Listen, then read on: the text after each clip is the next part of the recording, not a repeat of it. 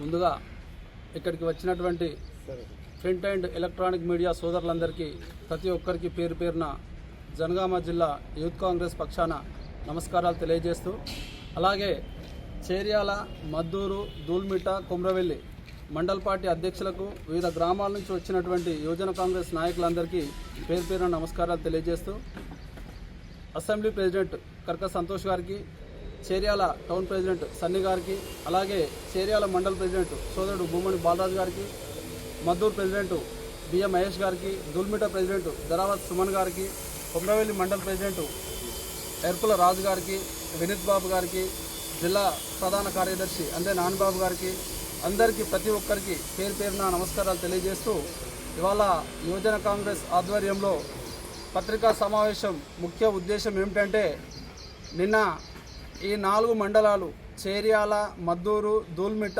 కుమ్రవెల్లి ఈ 4 మండలాలకు ఇందిరమ్మ ఇల్లు ప్రొసీడింగ్లు ఇవ్వడం జరిగింది. దానికి పల్లా రాజేశ్వరరెడ్డి గారు ఒకటే మిమ్మల్ని యూత్ కాంగ్రెస్ పక్షాన డిమాండ్ చేస్తూ ఉన్నాం. రాష్ట్రంలో, తెలంగాణ రాష్ట్రంలో ఉన్నది కాంగ్రెస్ పార్టీ ప్రభుత్వమా, టీఆర్ఎస్ ప్రభుత్వమా? మీరు ఒకసారి గుండెల మీద చేయలేసుకొని మనస్ఫూర్తిగా ఒక్కసారి ఆత్మవిమర్శ చేసుకోవాల్సిన సందర్భం వచ్చిందని చెప్పేసి తెలియజేస్తూ ఉన్నాం. మీ అనునాయులకు చెప్పండి, ఈ 4 మండలాల్లో ఉన్నటువంటి టీఆర్ఎస్ అంటారా, బీఆర్ఎస్ అంటారా, మీ ఇష్టం, అది వాళ్ళకు ఒక్కసారి చెప్పండి. మీరు ఏం జరుగుతుంది నిన్న అంటే, సిద్దిపేట కలెక్టరేట్ ముందు కేసీఆర్ గారికి, పల్లా రాజేశ్వరరెడ్డి గారికి పాలాభిషేకం చేయడం జరిగింది. ఇదట ఎమ్మెల్యే కోట అనట. మరి కాంగ్రెస్ పార్టీ రాష్ట్రంలో అధికారంలో ఉన్నప్పుడు ఎమ్మెల్యే కోట ఎక్కంచెలు వస్తుందో మాకు అర్థమవుతలేదు. మరి ప్రజాస్వామ్యంలో ఏ పార్టీ అయితే అధికారంలో ఉంటుందో ఆ ప్రజాప్రభుత్వం అర్హులందరికీ పార్టీలకు అతీతంగా, గతంలో మీ లెక్క దళిత బంధు విషయంలోనూ, బీసీ బంధు విషయంలోనూ, డబుల్ బెడ్రూమ్ల విషయంలోనూ పైసలు తీసుకొని, మీ అనుచర వర్గం ఏదైతే ఉన్నదో డబ్బులు తీసుకొని సాటుకు దానికి వర్కింగ్ డే లేదు, హాలిడే లేదు. దూల్మిట మండలం ఒక విలేజ్ ఎగ్జాంపుల్ చెప్తాను మీకు. జాలపల్లిలో 16 డబుల్ బెడ్రూమ్లు పంపిణీ చేయడం జరిగింది. ఏ రోజు పంపిణీ చేసిండు? గతంలో ఉన్నటువంటి ముత్తిరెడ్డి యాదగిరి రెడ్డి జనగామలో తన ఫామ్ హౌస్లో ఆదివారం రోజున సాయంత్రం పూట పంపిణీ చేసిండు. మరి మీ ప్రభుత్వం వల్ల ఏమన్నా, రేవంత్ రెడ్డి సర్కార్ ఏమన్నా చట్ట విరుద్ధంగా, ప్రజాభిష్టానికి విరుద్ధంగా ఏమన్నా పాలన చేస్తుందా అని చెప్పేసి సందర్భంగా డిమాండ్ చేస్తూ ఉన్నాము. నిన్న మీరు సిద్దిపేట కలెక్టర్ ఆఫీస్లో కేసీఆర్ గారికి, పల్లా రాజేశ్వరరెడ్డి గారికి పాలాభిషేకం చేయవలసిన అవసరం ఏమొచ్చింది? ఒక్కసారి పల్లా గారు మీరు చెప్పండి దయచేసి. ఎమ్మెల్యే గారికి సూటిగా ప్రశ్నిస్తూ ఉన్నాము.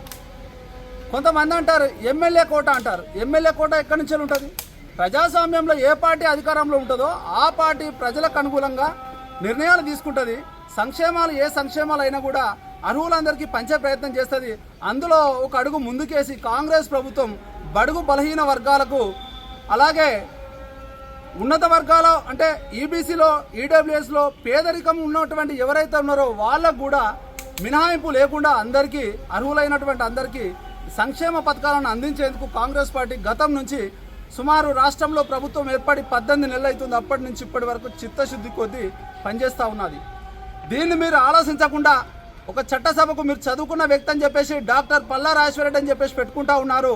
మరి ఒక చదువుకున్న వ్యక్తి ఇట్లా స్టేట్మెంట్ ఇవ్వచ్చునా, ఇట్లా పాలాభిషేకాలు చేయొచ్చునా అని చెప్పేసి ఎమ్మెల్యే పల్లా రాజేశ్వరరెడ్డి గారికి డిమాండ్ చేస్తూ ఉన్నాం. ఇక్కడ నుంచి అయినా మీరు పద్ధతి మార్చుకోండి ఎమ్మెల్యే గారు.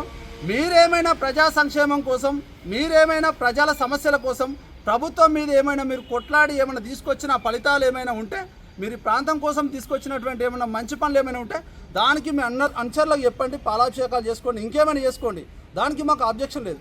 కానీ మా ప్రభుత్వం, రాష్ట్రంలో ఉన్నటువంటి రేవంత్ రెడ్డి సర్కార్ చేసినటువంటి సంక్షేమ పథకాలను, ఇచ్చినటువంటి ఇందిరమ్మ ఇళ్లను ఎమ్మెల్యే కోట అని చెప్పేసి ఒక ఆయన కేసీఆర్ దయవల్ల వచ్చిందని, ఒక ఆయన పల్లా ఆశీస్సులని, ఒక ఆయన వాళ్ళ ఇష్టారీతిన విచక్షణ లేకుండా అజ్ఞానంతో గ్రూప్లలో మెసేజ్లు పెడతా ఉంటే మాకు కూడా ఓపిక ఎంత ఉండాలో అంతే ఉంటుంది.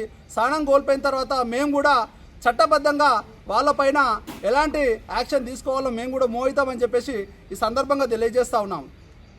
అలాగే ఇంకొక విషయం, మొన్న జరిగినటువంటి తపాస్పల్లి, ఈ నెల 30 రోజున జూన్ 30 నాడు తపాస్పల్లి రిజర్వాయర్కు చొక్కారావు దేవాదుల ఎత్తిపోతల పథకం నుంచి 2 పంపులు ఆన్ చేసి నీళ్లు విడుదల చేయడం జరిగింది.